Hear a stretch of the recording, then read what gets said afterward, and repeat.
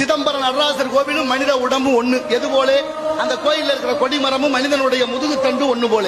ரெண்டுலையும் 32 இணைப்புகள் உண்டு.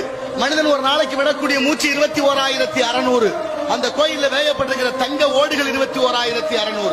இந்த உடம்புல 72,000 தசை நாறுகள் நரம்புகள். அந்த கோவில்ல அடிக்கப்பட்டிருக்கிற ஆணி 72,000. இந்த உடம்புல நவதுவாரம் 9 வாசல். அந்த கோவிலையும் 9 வாசற்படி. சாமி இருக்கிற இடம் கருவறை, உடம்புல இதயம் இருக்கிற இடம் கருவறை. எல்லா கோயிலையும் கதவு திறந்தால் கருவறை விக்கிரகம் சுவாமி கண்ணுக்கு தெரியும். நடராசர் கோயில் அப்படி இல்ல, உள்ளே நுழைந்து இடப்பக்கமாக சென்று நடராசரை தரிசிக்க வேண்டும். காரணம், உடம்பு வைத்தே கட்டிய கோயில். இந்த உடம்பு 2 கூறு, ஒன்னு வலக்கூறு ஒன்னு இடக்கூறு. இடப்பக்கம் தான் இதயம் இருக்கு.